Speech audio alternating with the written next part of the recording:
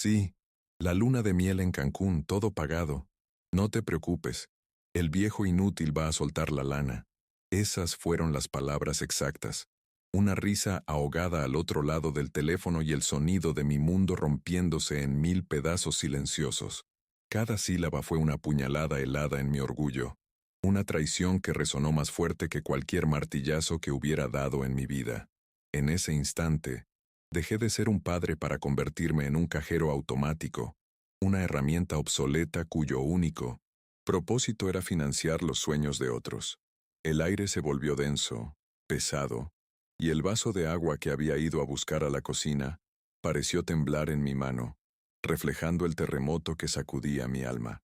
La casa que construí con estas manos se sentía de pronto ajena, un escenario para una obra cruel de la que yo era el protagonista involuntario y ciego. Me llamo Roberto, tengo 68 años, y nunca imaginé que la víspera de la boda de mi único hijo se convertiría en el velorio de la imagen que tenía de él. Soy carpintero ahora jubilado, un hombre que siempre midió su riqueza en la solidez de sus creaciones y en el respeto de su familia, no en los billetes guardados.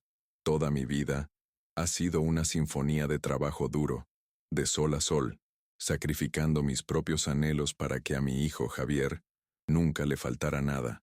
Creí haberle enseñado el valor de la dignidad, la importancia de ganarse cada centavo con el sudor de la frente, pero esa noche descubrí que mis lecciones se habían perdido en el viento, ahogadas por la ambición y la superficialidad de un mundo que ya no reconozco. La revelación fue devastadora, un golpe sordo que me dejó sin aire y con un sabor amargo en la boca. Verán, yo no soy un hombre de lujos ni de grandes fortunas. Mi único tesoro verdadero siempre fue mi familia y el honor de mi palabra. Crié a Javier solo después de que mi amada esposa, Elena, se fuera de este mundo demasiado pronto. Le prometí en su lecho de muerte que cuidaría de nuestro muchacho, que lo convertiría en un hombre de bien. Durante 30 años, cada decisión, cada sacrificio, fue para cumplir esa promesa. Escuchar a ese mismo muchacho, ahora un hombre hecho y derecho, referirse a mí con tanto desprecio, no solo rompía mi corazón, sino que sentía que le fallaba a ella, a la memoria de nuestro amor y de nuestros sueños compartidos. Antes de continuar con la historia, por favor haz clic en me gusta, suscríbete al canal y comenta desde dónde estás viendo. Tu apoyo es muy importante, para mí en estos momentos en que siento que mi voz necesita ser escuchada más que nunca. Me da fuerza saber que no estoy solo, que en algún lugar del mundo hay alguien que entiende el valor de la dignidad y el respeto. Saber desde qué ciudad o país me acompañas me hace sentir que estamos todos conectados, formando una gran familia que se apoya en los momentos más difíciles. Tu simple gesto significa un mundo para este viejo carpintero que hoy ha decidido compartir su carga con todos ustedes. La tarde anterior a esa fatídica noche, todo parecía una postal de felicidad familiar. El patio trasero de mi casa, esa que levanté ladrillo por ladrillo en la colonia popular de Querétaro, estaba lleno de risas y del aroma a carne asada. La música ranchera flotaba en el aire, pero bajo esa capa de alegría artificial, la tensión era palpable, como una cuerda de guitarra demasiado tensa a punto de romperse. Observaba a Javier y a su prometida, Sofía, recibir regalos y felicitaciones, sus sonrisas, perfectamente ensayadas para la ocasión. Me sentía como un espectador en mi propia casa, un mueble antiguo que todos dan por sentado, útil para sostener el pasado, pero invisible en el presente. Era una sensación extraña de alienación en el epicentro de mi universo. Mi casa no es una mansión, es una construcción modesta pero sólida, llena de recuerdos en cada rincón. Las paredes, que yo mismo levanté, han sido testigos del crecimiento de Javier, de sus primeras palabras, sus primeros pasos, sus fiebres infantiles y sus sueños de adolescente. Cada viga del techo, cada baldosa del suelo, tiene impregnada una gota de mi sudor y de mi amor incondicional. Por eso, ver a Sofía recorrer las habitaciones con una mirada crítica, susurrando a Javier sobre futuras remodelaciones y cambios, se sentía como una profanación. No criticaba la casa, criticaba mi vida, mi esfuerzo, mi legado. Para ella, Este hogar no era un santuario familiar, sino un simple activo a modernizar, un lienzo en blanco para borrar mi historia. Javier, mi hijo, tiene 30 años. No es un hombre malo en el fondo, o al menos eso quiero creer. Su mayor defecto es una debilidad de carácter que lo hace terriblemente influenciable, especialmente por Sofía.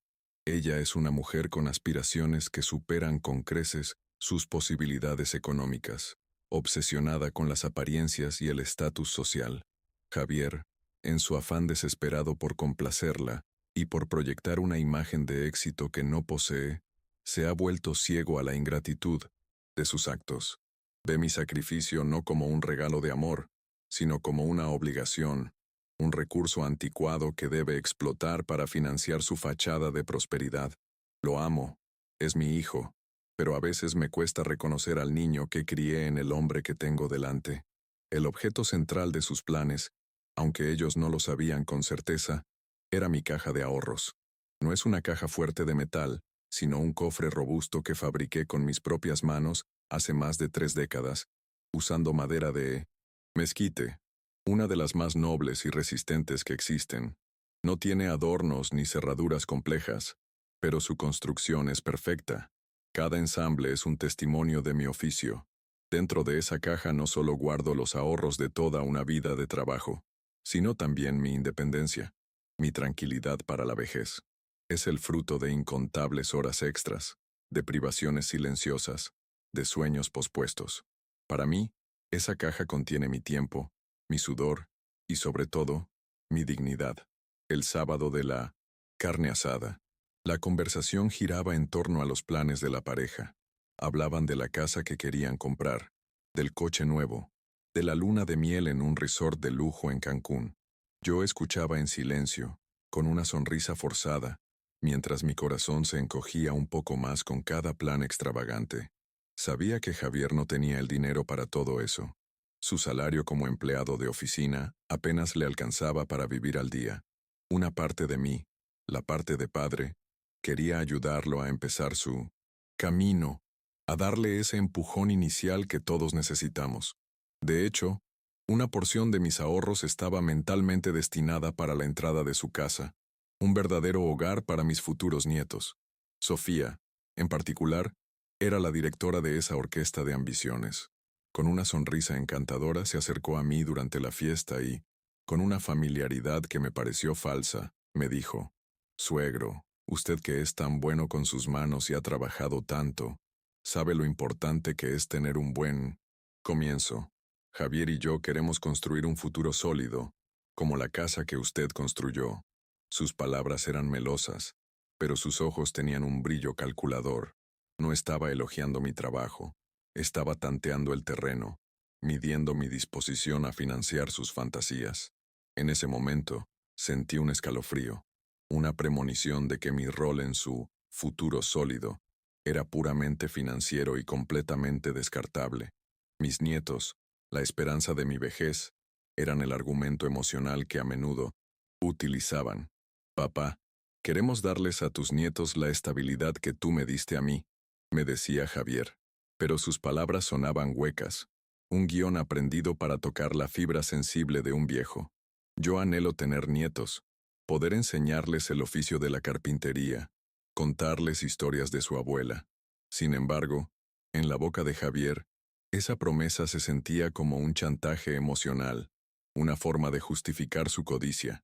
Querían mi dinero para construir un nido de apariencias, no un hogar cimentado en valores.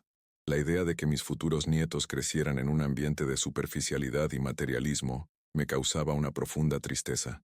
La fiesta continuó, y yo me sentía cada vez más como un fantasma. Los amigos de Javier y Sofía, jóvenes modernos y ruidosos, hablaban de inversiones, de viajes y de marcas de lujo. Me miraban con una mezcla de curiosidad y condescendencia, como a una reliquia de otra época. Intenté conversar con algunos de ellos, contarles sobre mis años en el 1900 taller, sobre la belleza de trabajar la madera, pero sus miradas se perdían en sus teléfonos móviles. Era evidente que para ellos, un carpintero jubilado no tenía nada interesante que aportar a su mundo de gratificación instantánea. Me retiré a un rincón del patio, junto a mi viejo rosal, sintiendo el peso de la invisibilidad. Recuerdo que mi esposa Elena siempre me decía, Roberto, tu mayor fortaleza es tu orgullo silencioso. Nunca dejes que nadie te lo arrebate, porque es el cimiento de tu alma. Ella me conocía mejor que nadie.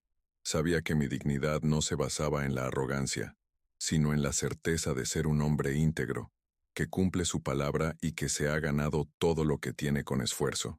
Mientras veía a mi hijo reír y brindar por un futuro que planeaba construir sobre la mentira y el engaño, las palabras de Elena resonaban en mi mente como una advertencia. Sentía que estaba a punto de perder ese cimiento, de permitir que mi propio hijo demoliera la estructura de mi ser.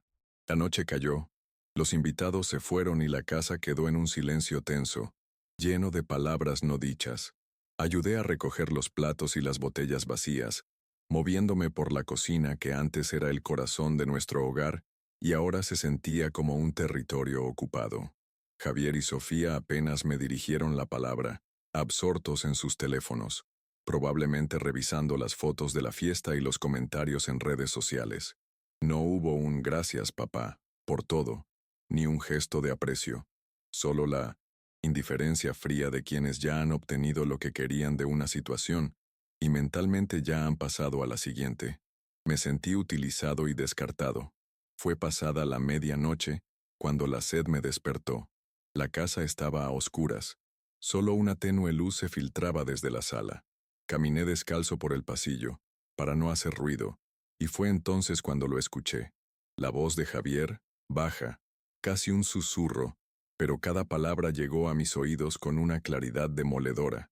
Hablaba con alguien por teléfono, probablemente su padrino de bodas, contándole con un tono de victoria sobre sus planes. La conversación estaba salpicada de risas y de un tono jactancioso que me revolvió el estómago. No era mi hijo el que hablaba, era un extraño, un depredador que se regocijaba de su astucia y de la ingenuidad de su presa.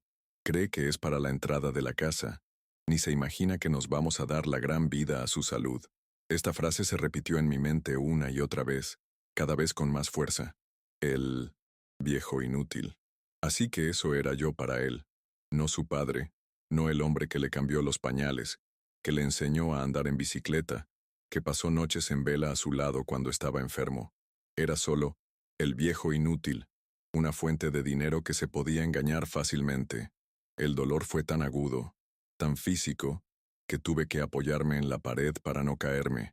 El corazón me latía con una fuerza desbocada, no de ira, sino de una profunda y absoluta desolación.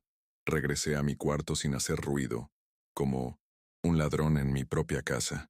Me senté en el borde de la cama, en la oscuridad, y el mundo pareció detenerse.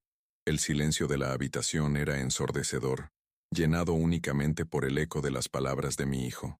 Miré mis manos, ásperas y llenas de callos, las manos que habían construido, que habían provisto, que habían cuidado. ¿Eran estas las manos de un inútil? Miré el retrato de Elena en mi mesita de noche, su sonrisa cálida y amorosa. ¿Qué me diría ella si estuviera aquí?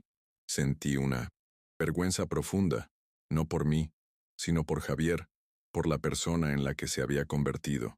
Esa noche no dormí. Las horas pasaron lentamente mientras yo repasaba mi vida, mis decisiones, mis sacrificios. ¿En qué momento me equivoqué? ¿Fue mi amor demasiado incondicional? ¿Mi deseo de protegerlo lo convirtió en un hombre débil y egoísta? Las preguntas me atormentaban, pero no encontraba respuestas, solo un vacío inmenso. No sentía rabia, ni deseos de venganza. Lo que sentía era una calma, aterradora, una claridad fría y cortante que se asentaba en el fondo de mi alma. Era la calma que precede a las decisiones irrevocables, la lucidez que nace de la más profunda de las decepciones. La venda había caído de mis ojos. Al amanecer, con los primeros rayos de luz filtrándose por la ventana, la decisión ya estaba tomada. No era un plan elaborado, ni una venganza calculada. Era un acto de supervivencia, una necesidad primordial de recuperar mi dignidad. Me levanté de la cama sintiéndome extrañamente ligero, como si me hubiera quitado un peso de encima. El dolor seguía ahí, pero ahora estaba acompañado de una nueva determinación. El hombre que se había acostado sintiéndose una víctima, un viejo inútil, había desaparecido.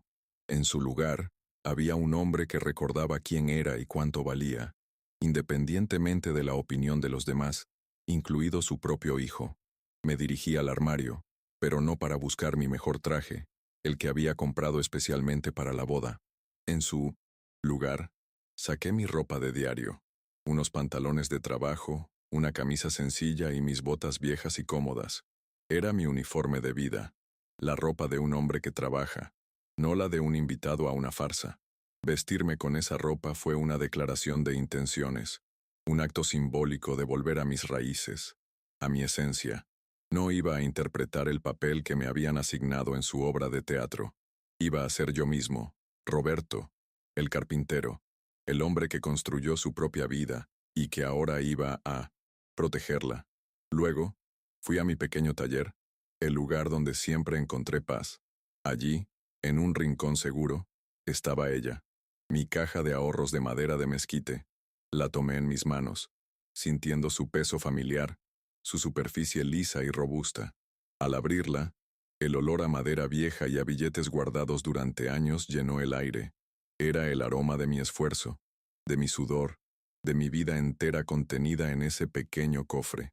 La cerré con cuidado, la abracé contra mi pecho como si fuera una parte de mi propio cuerpo y supe, con una certeza absoluta, lo que tenía que hacer. No era por el dinero, era por todo lo que representaba, mi autonomía, mi futuro, mi respeto propio. Salí de la casa en silencio, antes de que nadie despertara. La calle estaba tranquila, bañada por la luz dorada del amanecer del día de la boda de mi hijo. Cada paso que daba lejos de esa casa se sentía como un paso hacia mí mismo. No miré atrás. Sabía que si lo hacía, la duda podría invadirme, el amor de padre podría traicionar mi resolución. Caminé con la espalda recta, más erguido de lo que me había sentido en años. No era una huida, era una liberación. Me dirigí a la parada del autobús, con mi caja de ahorros bajo el brazo, sintiendo el peso reconfortante de mi dignidad recuperada. Mi primer destino fue el banco, justo cuando abría sus puertas a las 9 de la mañana. Entré y le pedí al empleado, un joven que me miraba con curiosidad, que me ayudara a cerrar mi cuenta de ahorros. Saqué todo el dinero, cada centavo, y le pedí que me lo transfiriera a una cuenta nueva en un banco diferente, uno cuya existencia nadie en mi familia conocía. El proceso fue rápido, impersonal. Mientras firmaba los papeles, sentí que no solo estaba moviendo dinero, estaba trazando una nueva frontera, construyendo un muro para proteger mi paz y mi futuro. Era el acto final de cortar el cordón umbilical financiero que me ataba a la codicia de mi hijo. Con el comprobante de la transferencia en mi bolsillo, me sentí dueño de mi destino por primera vez en mucho tiempo. Ya no era un recurso, un medio para un fin. Era un hombre con sus propios planes, sus propios sueños por cumplir. La sensación era agridulce, una mezcla de tristeza por lo perdido y de euforia por lo recuperado. Me di cuenta de que al intentar asegurar el futuro de mi hijo, casi sacrifico el mío, y en su egoísmo, él había estado más que dispuesto a aceptar ese sacrificio sin la menor gratitud. Ahora, las reglas del juego habían cambiado, porque el jugador principal había abandonado el tablero. Desde el banco, tomé otro autobús que me llevó directamente a la terminal central. El lugar bullía de actividad, de gente yendo y viniendo, cada uno con su propia historia, su propio destino. Me senté en una de las bancas de plástico, con mi caja de ahorros ahora vacía sobre mis rodillas, un símbolo de un ciclo cerrado. Observé los letreros de los destinos: Ciudad de México, Guadalajara, Oaxaca, Veracruz, tantos lugares que siempre quise conocer pero que pospuse por trabajo, por responsabilidad, por poner siempre las necesidades de Javier primero. Ahora, el único horario que importaba era el mío. Compré un boleto, el primero que vi para un destino lejano, un pueblo pintoresco en la sierra del que había leído en una revista. No tenía un plan, solo un deseo de poner distancia, de respirar un aire nuevo. Mientras esperaba la salida del autobús, mi teléfono comenzó a vibrar. Era Javier. Dejé que sonara, viendo su nombre en la pantalla. Una llamada, dos, tres. Cada vibración era un eco de la urgencia y el pánico que seguramente estarían empezando a sentir en casa. Pero yo no sentía ninguna satisfacción en su angustia, solo una tranquila indiferencia. Su problema ya no era mi problema. La casa que había sido mi orgullo y mi refugio, ahora era el epicentro de un pánico creciente. Puedo imaginar la escena perfectamente. Javier despertando tarde, con resaca de la fiesta, buscando a su padre para darle las últimas instrucciones, las últimas peticiones antes de su gran día. Al no encontrarme, una ligera molestia inicial daría paso a la preocupación, y luego al pánico al descubrir mi armario vacío de mi traje de boda, y, lo más importante, la ausencia de la caja de ahorros. Su mundo, construido sobre la arena de la expectativa y la codicia, estaría empezando a desmoronarse. Sofía y su familia, al enterarse, no mostrarían compasión, sino furia. La presión sobre Javier sería inmensa. Puedo escucharlos, reproches de sus futuros suegros, la voz aguda y demandante de Sofía. ¿Cómo que no está el dinero? Me lo prometiste, Javier. La luna de miel, los muebles, todo. En medio de esa tormenta, la verdad saldría a la luz, no como una confesión noble, sino como una excusa balbuceada entre dientes. Confesaría que contaba con el dinero de su padre, revelando la frágil y superficial base sobre la que habían planeado construir su matrimonio. La discusión escalaría, sin duda. Las máscaras de la familia, feliz y solidaria, se caerían, revelando los verdaderos intereses detrás de la unión. La boda, que debía ser una celebración del amor, se transformaría en una amarga disputa financiera. La casa se llenaría de gritos, de acusaciones, de la fea realidad de la codicia expuesta a la luz del día. Y en el centro de todo, mi hijo, enfrentando por primera vez las consecuencias directas de su debilidad y su ingratitud. Quizás, solo quizás, ese sería el comienzo de una lección muy dura, pero necesaria. Mientras tanto, a cientos de kilómetros de distancia, yo estaba sentado en un autobús, viendo el paisaje cambiar a través de la ventana. Las casas de la ciudad daban paso a campos verdes y montañas azules en la distancia. Con cada kilómetro que me alejaba de Querétaro, sentía que una capa de polvo y de tristeza se desprendía de mí. No sabía exactamente a dónde iba, pero sabía que me estaba moviendo en la dirección correcta, hacia el respeto por mí mismo. El viejo inútil estaba iniciando el primer día del resto de su vida, una vida vivida en sus propios términos. El teléfono seguía vibrando en mi bolsillo, una conexión insistente con un pasado que ya había decidido dejar atrás. Cada llamada perdida era un clavo más en el ataúd de la relación que una vez tuvimos. Sabía que en algún momento tendría que contestar, no por él, sino por mí, para poner un punto final, para establecer los nuevos términos de mi existencia de una manera clara y definitiva. Pero ese momento aún no había llegado. Por ahora solo quería disfrutar del viaje, del silencio, de la promesa de un nuevo comienzo. La ironía de la situación no se me escapaba. El día que mi hijo esperaba que yo financiara el comienzo de su vida adulta, yo estaba comenzando la mía. A los 68 años, finalmente me estaba dando el permiso de vivir para mí. Los ahorros que había acumulado para tener una vejez tranquila, ahora serían utilizados para tener una vejez vivida, llena de experiencias y no solo de recuerdos de sacrificios. Quizás este era el verdadero propósito de ese dinero. No comprar una casa para mi hijo, sino comprar mi propia libertad y reafirmar mi valor como individuo. Este primer acto de mi nueva vida no era sobre el dinero, era sobre un principio fundamental. Era sobre demostrarme a mí mismo que mi valor no residía en mi capacidad para proveer, sino en mi integridad como persona. Mi hijo y su prometida habían confundido mi amor con una obligación, mi generosidad con una debilidad. Hoy, aprenderían que un hombre de palabra, un hombre de principios, también sabe cuándo trazar una línea en la arena. Y yo acababa de trazar la mía, no con ira, sino con la firmeza tranquila de quien sabe que está haciendo lo correcto para salvar su propia alma. El autobús avanzaba con un ronroneo constante, devorando kilómetros de asfalto y llevándome cada vez más lejos de la vida que conocía.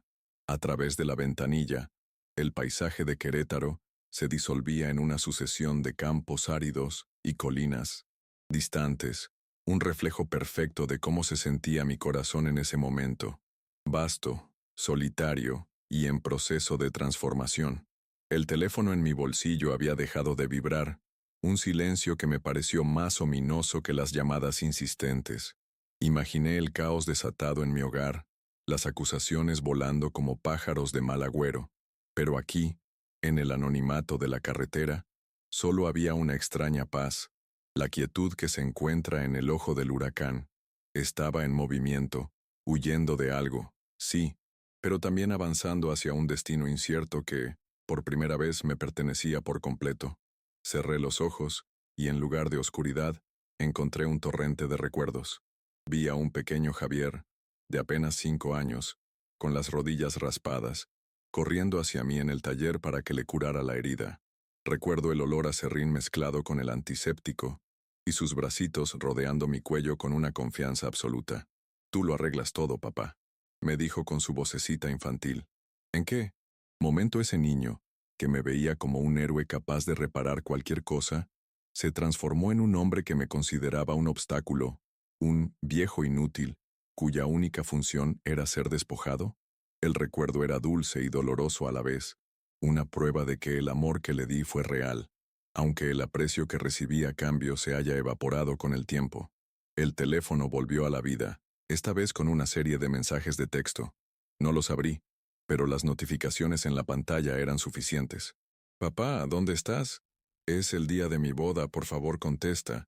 Sofía está muy preocupada. Papá, esto no es gracioso». Cada mensaje era una pequeña aguja clavándose en mi conciencia. La manipulación era evidente, intentando apelar a mi sentido de la responsabilidad, a mi amor de padre, las mismas emociones que él había pisoteado sin miramientos la noche anterior. Era una táctica desesperada, el llanto de un niño malcriado que descubre que su juguete favorito ya no funciona.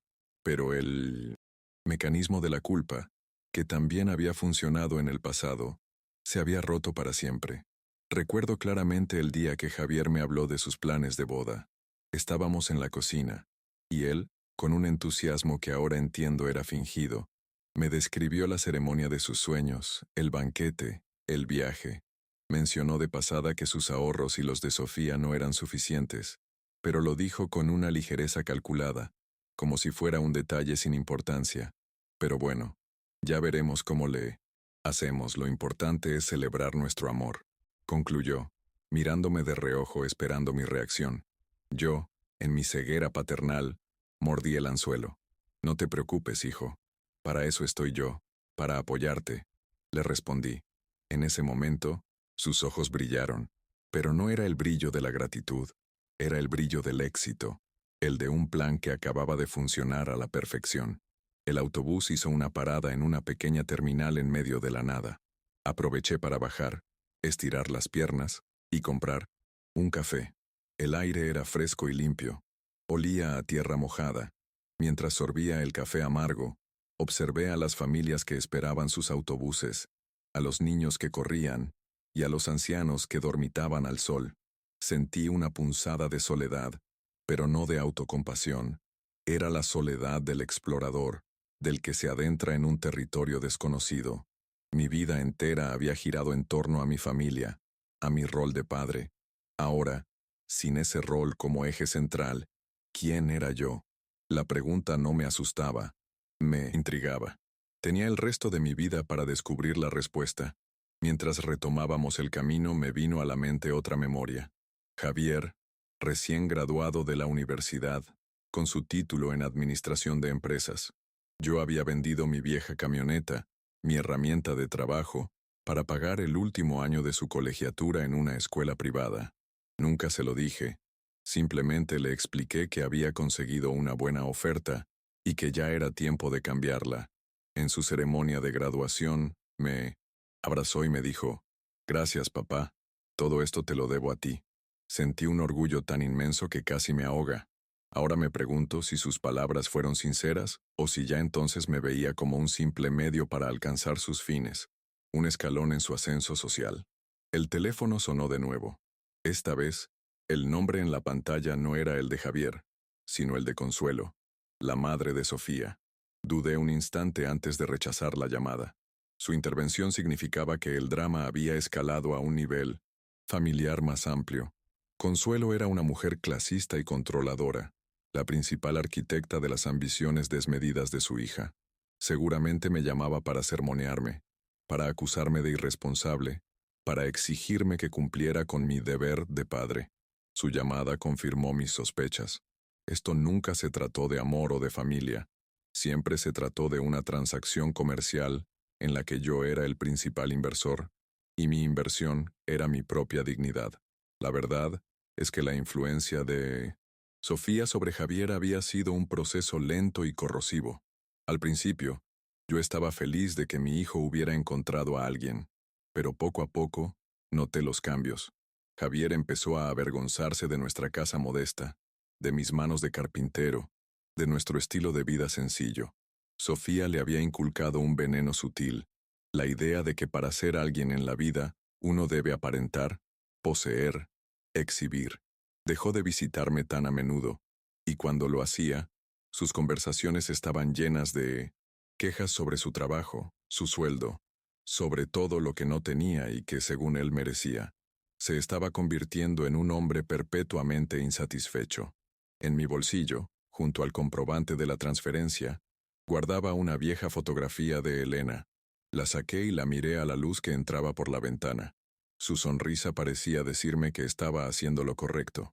Elena era una mujer de una integridad inquebrantable. Ella nunca toleró la falsedad ni la injusticia. Recuerdo que solía decirme, el respeto no se exige, se gana. Y el que no se respeta a sí mismo, no puede esperar que otros lo hagan. Sé que ella estaría desolada por el comportamiento de Javier, pero también sé que estaría orgullosa de mi decisión. Sentí su presencia a mi lado, dándome la fuerza para seguir adelante, para honrar su memoria y los valores que ambos compartimos. El viaje continuaba, y con cada pueblo que dejábamos atrás, sentía que las capas de decepción comenzaban a desprenderse, dando lugar a una indignación, tranquila y justa. Mi hijo no solo me había insultado, había profanado el concepto mismo de familia.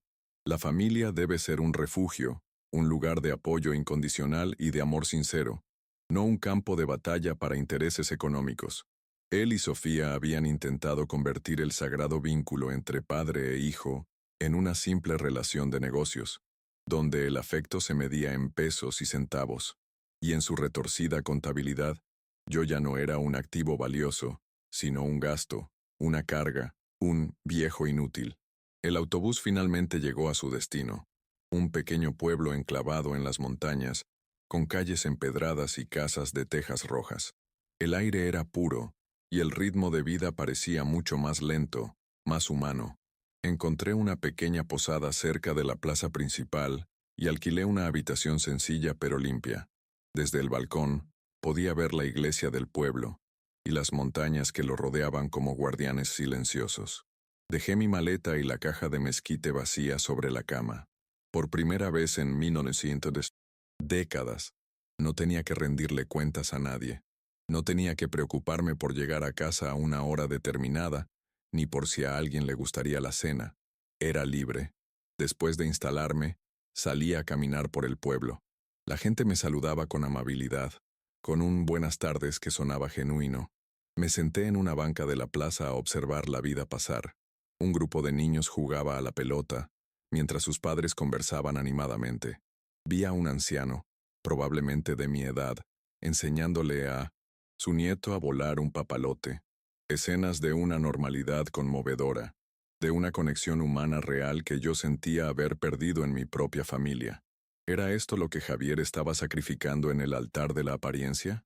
La simple y profunda alegría de los lazos auténticos. Mientras el sol comenzaba a esconderse detrás de las montañas, tiñendo el cielo de naranjas y morados, mi teléfono volvió a sonar. Era Javier. Esta vez, decidí contestar. No aquí, no en medio de esta plaza apacible. Volvía Mi habitación. Cerré la puerta del balcón y me senté en la cama. Respiré hondo, preparándome para la tormenta que sabía que se avecinaba al otro lado de la línea. Era la hora programada para la boda, el momento del clímax de su plan y el comienzo del mío. Quería escuchar su voz, no por masoquismo, sino para confirmar la naturaleza de su carácter cuando se le despojaba de sus expectativas.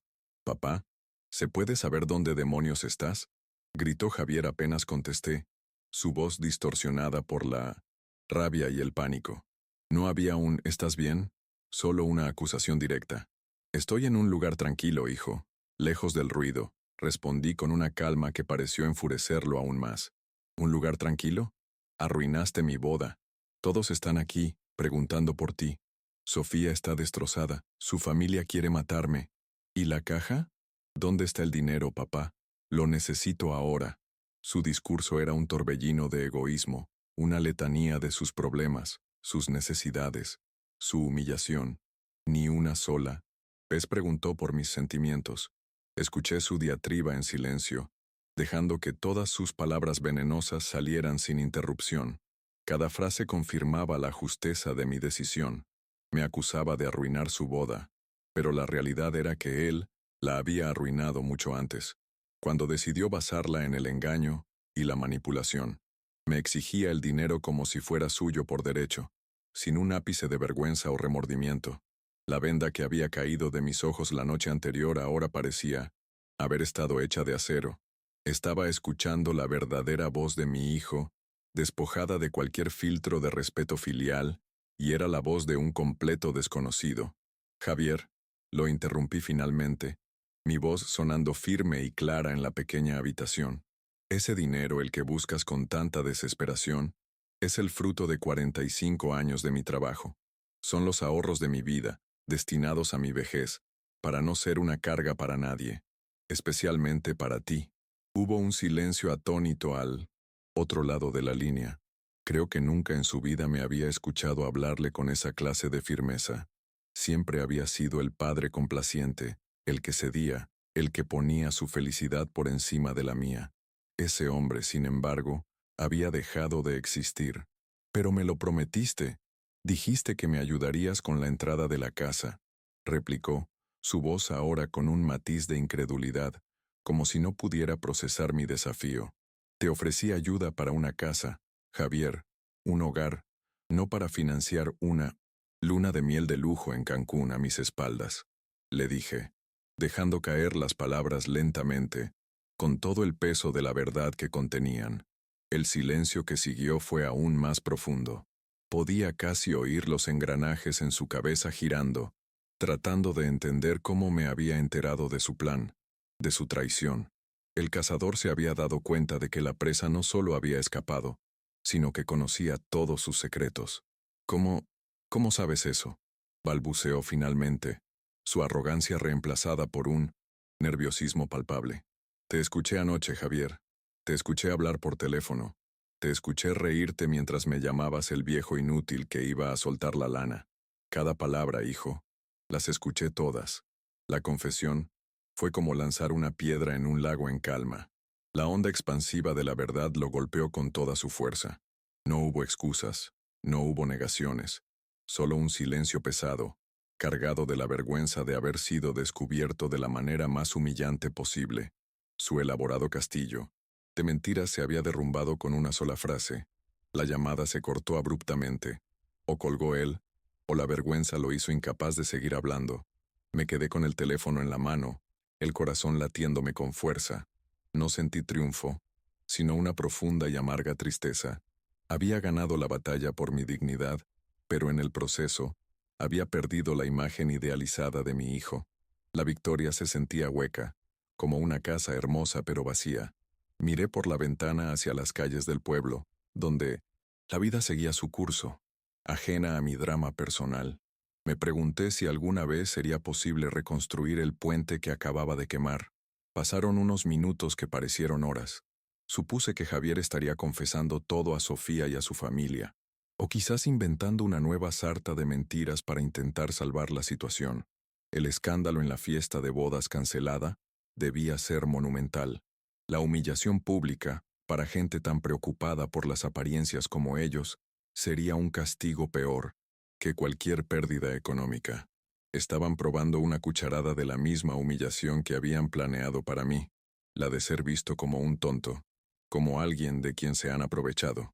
La justicia, a veces, tiene un sentido de la ironía muy cruel. El teléfono sonó de nuevo. Era él. Me preparé para una segunda ronda, quizás de súplicas, quizás de más insultos, pero la voz que escuché era diferente. Estaba quebrada, llena de una desesperación que rayaba en la histeria. Papá, por favor, tienes que volver. Sofía me va a dejar. Su padre dice que soy un fraude, un mentiroso. Me van a arruinar. Por favor, papá, trae el dinero. Diremos que fue un malentendido, que te sentiste mal. Cualquier cosa. Puedo arreglarlo. Su súplica no era por mi perdón, era por su propia supervivencia social. Seguía sin entender la profundidad de su falta.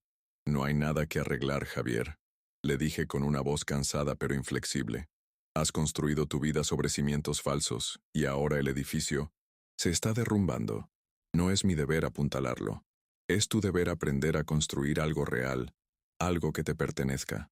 Sus sollozos al otro lado de la línea eran desgarradores, y una parte de mí, el padre, sentía el impulso de consolarlo. Pero la otra parte, el hombre que había sido traicionado, sabía que ceder ahora sería el peor error. Sería enseñarle que no hay consecuencias para sus actos, que siempre habrá un viejo inútil para rescatarlo. Recordé los muchos sacrificios que hice por él a los entes en largo de los años, sacrificios que él daba por sentados, las vacaciones que nunca tomé, las herramientas nuevas que no compré para mí, las noches que pasé haciendo trabajos extra para pagar sus caprichos. Todo lo había hecho por amor, con la esperanza de que se convirtiera en un hombre agradecido y trabajador. Ver en qué se había convertido era como ver la obra de mi vida reducida a cenizas. El dolor de esa revelación era mucho más profundo que el de su insulto. Era el dolor del fracaso, de mí no siento sentir que, a pesar de mis mejores esfuerzos, le había fallado como padre. La conversación telefónica se convirtió en un ciclo de súplicas y negativas. Él, argumentando sobre la catástrofe social que enfrentaba. Yo, manteniéndome firme en la defensa de mi dignidad. Esto no se trata solo de dinero, es mi vida, gritaba él. Precisamente, Javier, también es la mía, le respondía yo. Era una conversación surrealista, dos personas hablando idiomas emocionales completamente diferentes. Él hablaba el lenguaje de la emergencia y la apariencia, mientras que yo hablaba el lenguaje de los principios y el autorrespeto. No había un punto de encuentro posible entre nuestros dos mundos. Me di cuenta de que el antagonista en mi historia no era solo Javier o Sofía. Era una cultura entera que valora más el tener que el ser. Una cultura que empuja a los jóvenes a endeudarse para mantener un estilo de vida que no pueden permitirse, a pisotear valores fundamentales en la búsqueda del éxito material. Mi hijo era solo un síntoma de una enfermedad social más grande, la de la gratificación instantánea y la falta de respeto por el esfuerzo y la sabiduría de las generaciones pasadas. Estaba luchando no solo por mí, sino por la defensa de un modo de vida que sentía que estaba desapareciendo. La noche en el pueblo fue larga. Apenas dormí, mi mente era un hervidero de pensamientos y emociones. Me sentía como un general después de una gran batalla, exhausto pero con la certeza de haber defendido su territorio. Mi territorio no era una casa ni una cuenta bancaria, era mi alma, y en esa batalla, aunque herido, había salido victorioso. Sabía que el camino por delante sería solitario, al menos por un tiempo.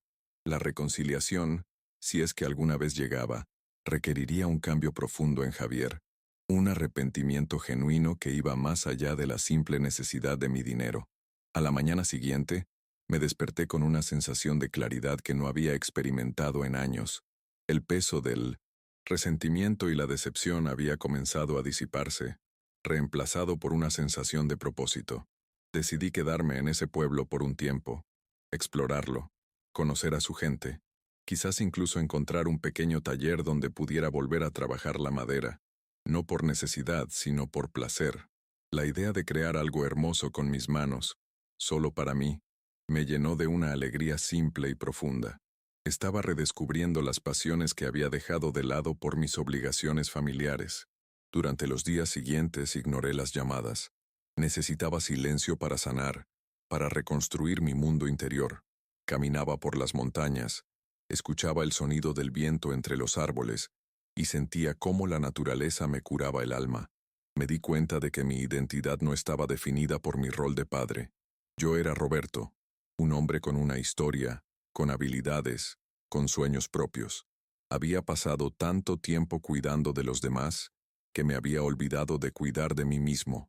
Este viaje, forzado, se estaba convirtiendo en el regalo más grande que me había hecho en la vida.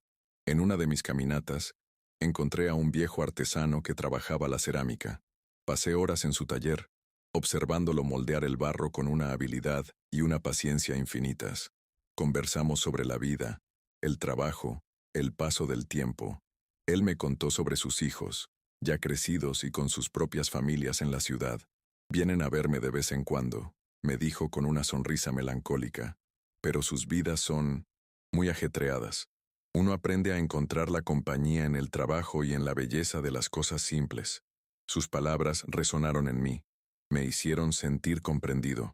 No estaba solo en mi experiencia. La manipulación de Javier, sin embargo, no había terminado.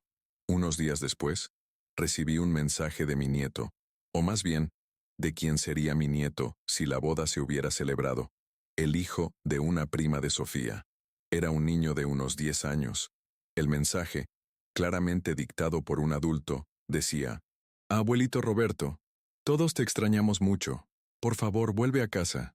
Utilizar a un niño, apelar a mi amor por los nietos que aún no tengo, fue un golpe bajo, una táctica despreciable que reveló la desesperación a la que habían llegado. Borré el mensaje con un sentimiento de asco y de pena. Esta táctica me hizo entender la profundidad de la influencia de Sofía y su familia. Eran maestros de la manipulación emocional, capaces de utilizar cualquier herramienta a su disposición, incluso la inocencia de un niño, para lograr sus objetivos. Javier, en su debilidad, se había convertido en su marioneta, ejecutando sus órdenes sin cuestionar la moralidad de sus acciones. Ya no estaba seguro de si lo que sentía por él era ira o lástima. Probablemente era una mezcla de ambas. Lástima por el hombre en el que se había dejado convertir, e ira porque lo había permitido. El segundo acto de mi vida estaba llegando a su fin, y el escenario estaba listo para la confrontación final. Sabía que no podía quedarme escondido en ese pueblo para siempre. Tarde o temprano, tendría que enfrentar a mi hijo, no para ceder, sino para establecer las bases de una posible, aunque improbable, nueva relación. Una relación basada en el respeto incondicional o en la distancia definitiva. Ya no había términos medios. La ambigüedad y la complacencia habían sido las causas de esta crisis, y yo no estaba dispuesto a cometer el mismo error 2 veces. El punto de máxima vulnerabilidad no era para mí, sino para él. Yo había encontrado una nueva fuerza en mi soledad y en mi independencia. Él, en cambio, estaba en su punto más bajo, despojado de su fachada de éxito, enfrentando el fracaso de sus planes y la ira de la mujer que amaba. Su mundo se había derrumbado, mientras que el mío se estaba reconstruyendo sobre cimientos mucho más sólidos. La ironía era palpable. Al intentar declararme inútil, se había demostrado a sí mismo cuán dependiente era de mí, no solo económicamente, sino también moralmente. Antes de iniciar cualquier contacto, decidí escribir una carta, no para enviarla, sino para ordenar mis propios pensamientos. En ella, le expliqué a Javier no solo lo que había hecho, sino por qué me había dolido tanto. Le hablé de su madre, de mis promesas, de los sueños que tenía para él, sueños de que se convirtiera en un hombre de bien, no en un hombre de bienes. Escribir fue un acto catártico, una forma de procesar el duelo por el hijo que creí tener y que quizás nunca existió realmente, fuera de mis esperanzas. Me preparé para la siguiente fase. Sabía que requeriría una fuerza emocional aún mayor. La confrontación final no sería por teléfono, tendría que ser cara a cara, pero no sería en su territorio, ni en el mío.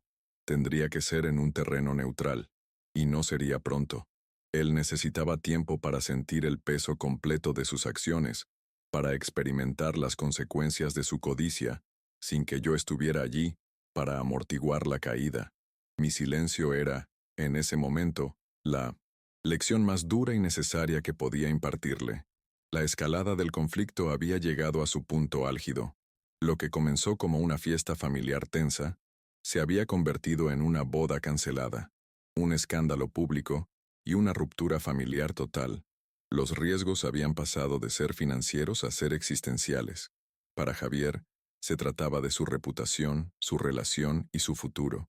Para mí, se trataba de mi dignidad, mi paz y el significado del resto de mi vida. Estábamos en un punto de no retorno, donde cualquier decisión que tomáramos a partir de ahora definiría el resto de nuestras vidas.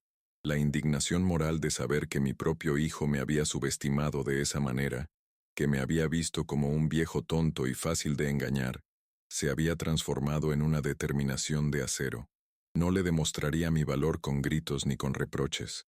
Se lo demostraría viviendo mi vida plenamente, con la dignidad y la independencia que él había intentado arrebatarme.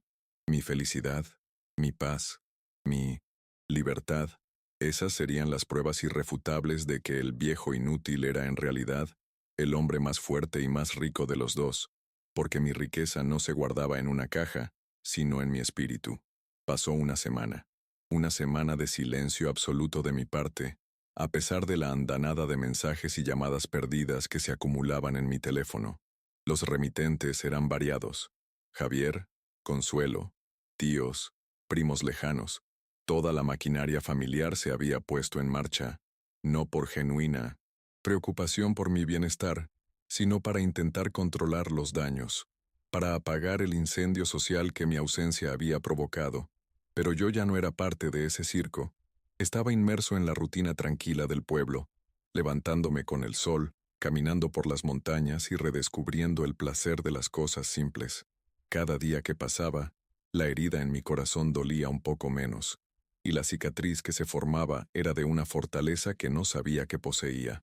Fue durante una de esas mañanas, mientras tomaba un café en la plaza, que decidí que era hora de poner un punto final. No podía vivir indefinidamente en ese limbo. Necesitaba cerrar el capítulo para poder empezar a escribir el siguiente con la mente clara.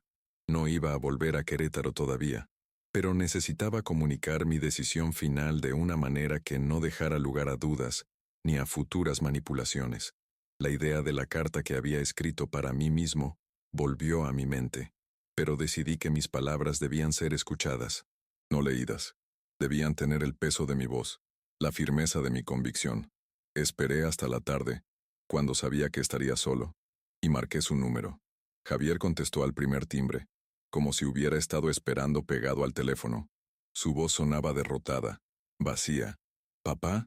No había ira, ni exigencias, solo un agotamiento profundo.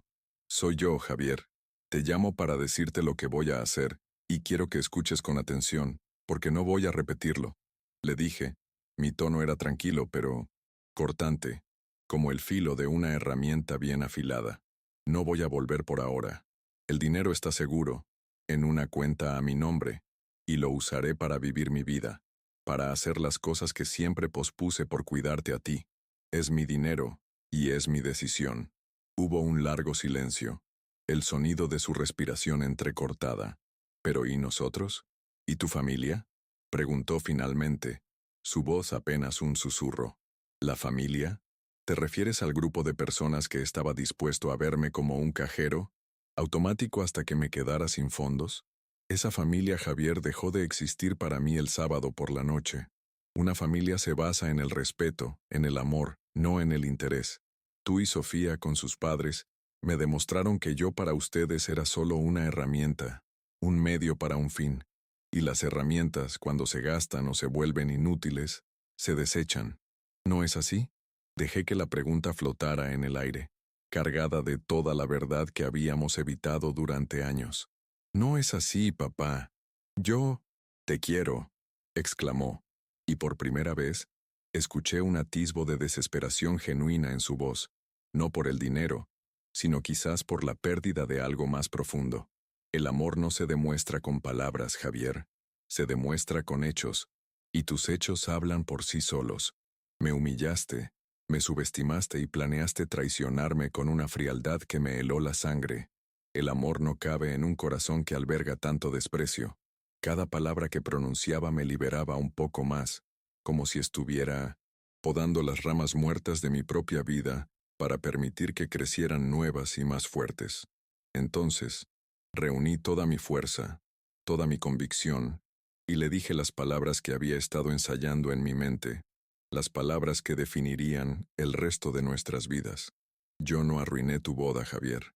Yo salvé mi dignidad. El viejo inútil acaba de jubilarse de ser tu cajero automático. Espero que tú y Sofía tengan una vida maravillosa pagada por ustedes mismos. Ese será mi verdadero y único regalo. De bodas. La oportunidad de que aprendas a respetarte a ti mismo. Y, con suerte algún día, a respetar a los demás. La frase fue un martillazo final, la última viga en la nueva estructura de mi vida. Colgué el teléfono antes de que pudiera responder. No había nada más que decir. Me quedé sentado en la habitación, el silencio llenando el espacio que antes ocupaba la atención. No me sentí exultante ni vengativo. Sentí una paz profunda, la paz de quien ha puesto su casa en orden, de quien ha cerrado todas las puertas y ventanas antes de una tormenta, la boda cancelada, el escándalo, el drama familiar. Todo eso se sentía ahora lejano, como el eco de una vida que ya no era la mía. Mi resolución era total. Mi vida, a partir de ese momento, me pertenecía. Los días se convirtieron en semanas. Empecé a hacer amigos en el pueblo. Conocí al dueño de una pequeña carpintería, un hombre mayor llamado Ismael, que me ofreció usar su taller a cambio de que le enseñara algunas técnicas que él no conocía. Volver a sentir la madera en mis manos, el olor del cedro y el pino, fue como volver a respirar. Empecé a crear pequeñas piezas, no por encargo, sino por el puro placer de hacerlo. Cajas de marquetería, pequeños juguetes, marcos para cuadros. Cada objeto que terminaba era una reafirmación de mi valor, una prueba de que mis manos todavía podían crear belleza. Recibí una carta de mi hermana, que vivía en otro estado. Me contaba, con mucha tristeza, el desastre que había sido la cancelación de la boda. Sofía había dejado a Javier. Su familia, humillada públicamente, le dio la espalda, acusándolo de ser un farsante y un irresponsable. Javier había perdido su trabajo, aparentemente por el estrés y las ausencias. Se había quedado solo, enfrentando las ruinas de la vida que había intentado construir sobre cimientos de arena. Una parte de mí sintió una punzada de dolor paternal, pero otra, más grande, sabía que esta era la única manera en que podría aprender. Mi hermana me pedía que volviera, que perdonara a mi hijo. «Es tu sangre», escribió. Le respondí con una carta amable pero firme. Le expliqué que el perdón no era un interruptor que se podía encender y apagar, y que la sangre no te da derecho a traicionar. Le dije que necesitaba tiempo y distancia, y que Javier necesitaba enfrentar sus errores solo. El amor a veces significa dar un paso atrás, y dejar que la persona que amas aprenda a caminar por sí misma, aunque se caiga y se raspe las rodillas. Le escribí. Era la misma lección que le había enseñado a Javier cuando era niño, y que ahora tenía que aprender de la forma más dura. Mi vida en el pueblo adquirió una rutina agradable. Por las mañanas, trabajaba en el taller de Ismael. Por las tardes, leía en la plaza o exploraba los senderos de las montañas. Comencé a usar mi dinero, no en lujos, sino en experiencias. Hice un viaje de fin de semana a la costa de Oaxaca, un lugar que siempre quise conocer. Vi el mar por primera vez en 30 años. Sentí la arena bajo mis pies y la brisa salada en mi rostro, y me sentí increíblemente vivo. Estaba recuperando el tiempo perdido, coleccionando recuerdos que eran solo míos, no sacrificios por los demás. Un día, mientras trabajaba en una pequeña mecedora de juguete, Ismael me observaba en silencio.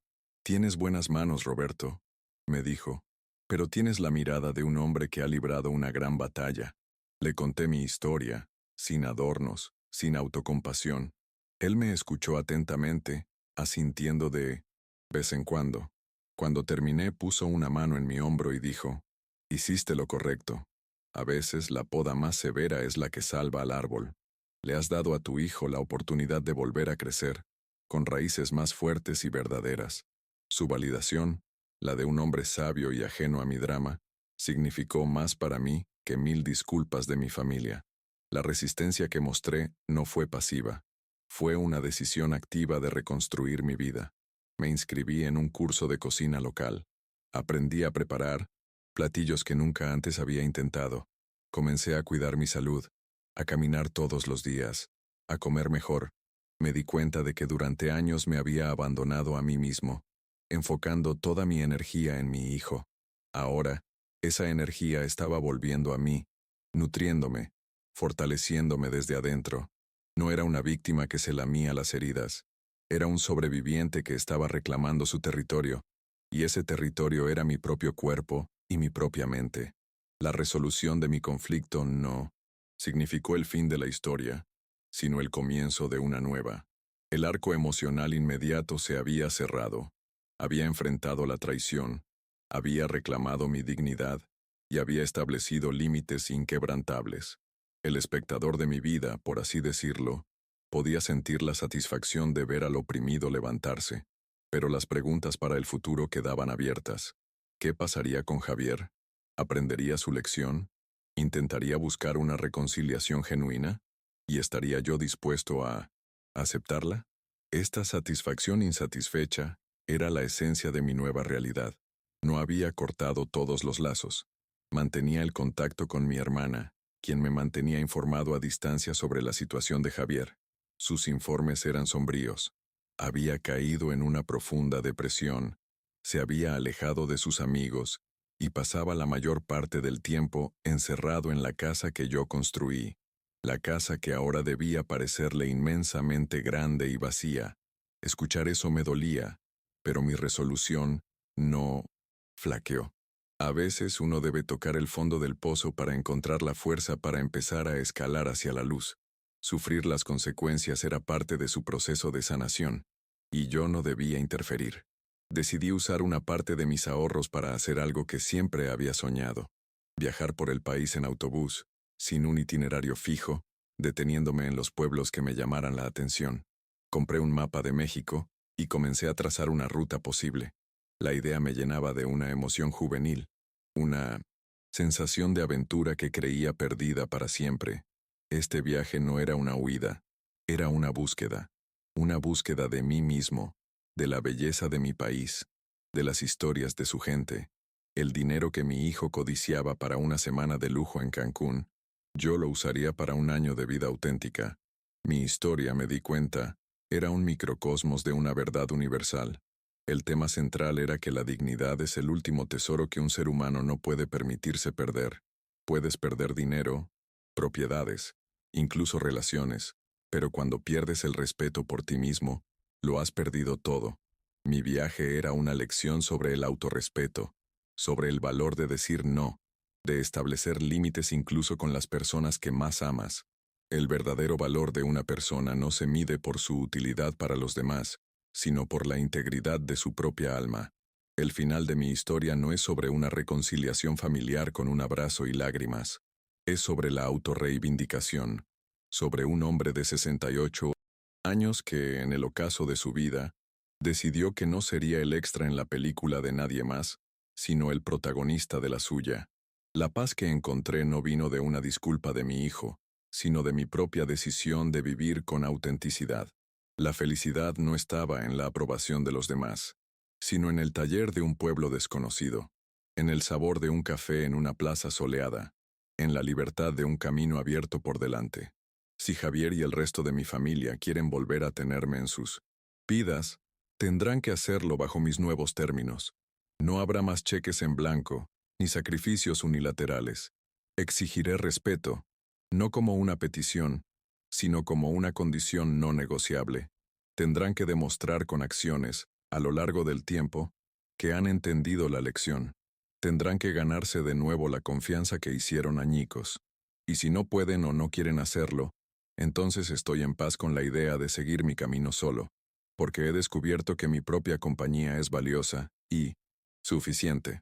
El cliffhanger de mi vida es emocional. Hay un 20% de satisfacción en mi libertad recuperada y mi paz interior. Hay un 40% de tensión renovada en la incertidumbre sobre el futuro de Javier y la posibilidad de que su dolor lo lleve a un cambio genuino o a un resentimiento aún mayor. Y hay un 40% de esperanza, la esperanza de que mi acto de autoafirmación no solo me haya salvado a mí, sino que también sirva como la dolorosa medicina que mi hijo necesita para convertirse, finalmente, en el hombre de bien que siempre soñé que sería. Mientras empacaba mi pequeña maleta para mi gran viaje por México, coloqué la caja de mezquite vacía en el fondo. Ya no contenía dinero, pero ahora estaba llena de algo mucho más valioso. La lección de que el verdadero patrimonio no se puede contar, solo se puede sentir. Representaba el final de una era de servidumbre silenciosa y el comienzo de una era de libertad declarada. Era el símbolo de mi jubilación, no de mi trabajo como carpintero, sino de mi rol como cajero automático emocional y financiero de mi familia. Mi historia es para todos aquellos que alguna vez se han sentido invisibles, subvalorados o utilizados por sus seres queridos. Es un recordatorio de que nunca es demasiado tarde para reclamar tu propia vida, para trazar tus propias fronteras y para exigir el respeto que mereces, primero de ti mismo y luego de los demás. La dignidad no tiene precio, y defenderla es la inversión más importante que jamás haremos. Es el legado que nos dejamos a nosotros mismos y la lección más poderosa que podemos enseñar a quienes nos rodean. Miré por última vez desde el balcón de mi habitación en la posada. La plaza del pueblo estaba tranquila, bañada por la luz del atardecer. Me sentía agradecido por haber encontrado este refugio, este lugar que me permitió sanar y reencontrarme. Mañana tomaría el primer autobús hacia el sur, hacia un nuevo horizonte. No sabía qué me depararía el futuro, pero lo enfrentaba sin miedo, con la espalda recta y el corazón en paz. El viejo carpintero había guardado sus herramientas, pero solo para empezar a construir la obra más importante de su vida, su propia felicidad. La cámara se aleja lentamente de mí, un hombre mayor de pie en un balcón, mirando hacia un futuro incierto pero lleno de promesas. No hay tristeza en mi rostro, solo una serena determinación. La música sube suavemente, una melodía que habla de resiliencia y nuevos comienzos. Mi viaje apenas comienza, y aunque el camino es solitario, estoy seguro de que me llevará a un lugar donde el respeto y la dignidad son el aire que se respira. Y ese, para mí, es el único destino que realmente importa. Mi valor no reside en lo que puedo dar, sino en quién soy. Y quién soy es un hombre que, aunque tardíamente, ha aprendido a decir basta. Un hombre que ha canjeado la comodidad de una mentira familiar por la desafiante verdad de la independencia. Si mi hijo quiere encontrarme, tendrá que emprender su propio viaje. Un viaje interior hacia la madurez y el arrepentimiento. Y si nuestros caminos vuelven a cruzarse, será como dos hombres iguales, no como un padre y un niño, no como un proveedor y un dependiente. La puerta de la reconciliación no está cerrada con llave, pero tampoco está abierta de par en par. La llave la tiene él. Debe forjarla con el metal del remordimiento genuino, pulirla con las acciones del respeto y usarla con la humildad de quien sabe que ha cometido un error terrible. Hasta que ese día llegue, si es que llega, yo seguiré mi camino, construyendo puentes hacia nuevos lugares y nuevas personas, pero también manteniendo los muros que protegen mi paz interior, ganada con tanto esfuerzo. El sol se pone finalmente, y mi silueta se recorta contra el cielo crepuscular. Es el final de un día, el final de un capítulo, pero también la promesa de un nuevo amanecer.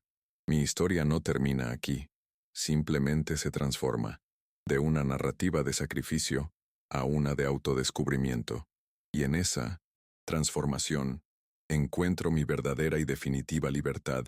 El viejo inútil ha demostrado ser más útil para sí mismo de lo que nadie, incluido él, jamás había imaginado, y así, con mi pequeña maleta en una mano y un mapa lleno de posibilidades en la otra, salgo de la habitación, bajo las escaleras y camino hacia la estación de autobuses, hacia el resto de mi vida. No miro atrás. No hay nada para mí en el pasado que no pueda encontrar, mejorado, en el futuro. Mi nombre es Roberto. Tengo 68 años y mi vida, la verdadera, acaba de comenzar.